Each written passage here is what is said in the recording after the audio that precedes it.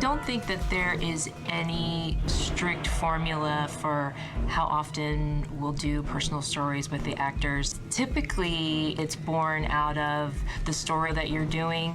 Sometimes we will engineer a story, an A story, and we will sometimes reverse engineer a character story from it. Or sometimes we'll come into an episode being tasked with, beforehand, a personal story that we need to tackle, like Memoriam, which was obviously a Matthew personal story, and that was actually the opposite situation, where our A story, we knew we had to deal with a Matthew personal story, we knew what the bones of that story were, and then we reverse engineered kind of the nuances of the story from that.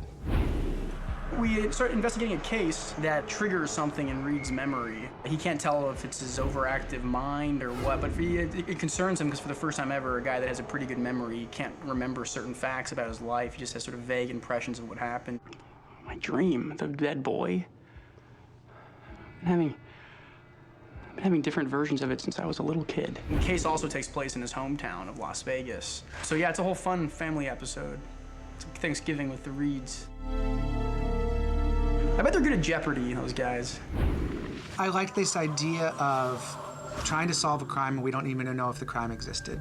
There's this thing that happened when he was 4, and I really feel like the onset of concrete memory starts around 4. So you could play with the idea of, was this a story someone told? Was this real? Is this dreams I had? In and around right in that time. And I thought it was a good opportunity to bring his mother in. Try to remember, Mom. I can't. You were there.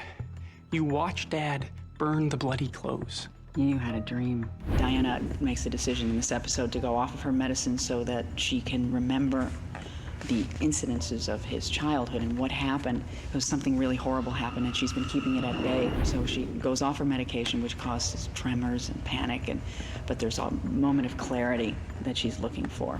Riley. Riley was real. Oh, poor Riley. Jane Lynch was terrific with it, and it really depends mostly on the performance of the actor, because you can do all the research and write all the appropriate, kind of emotional twists and turns, but it really is left up to the actor on that day. She pulled it off beautifully. All right, Diana. I'm just gonna give you something to relax. Like Reid, Diana is brilliant and has a sharp mind. And one of the things we discussed in the beginning was Spencer's fears that he'll become me, where you just give up and, end up in an institution. What did you say? It could have been you. Mind if I play? Memory often relates to identity. Those are two themes we like to explore. His identity is kind of tied up in this past event that somewhat explains why he chose to go into the business he chose. He could have been a Bill Gates or a Steve Jobs or some big brain, but he went into law enforcement. You want to know what I really believe? I believe you could have done anything in this world with your life, and you chose to do this job. This part of his memory that blocked explains for us and for him who he is, as a profile, as a person.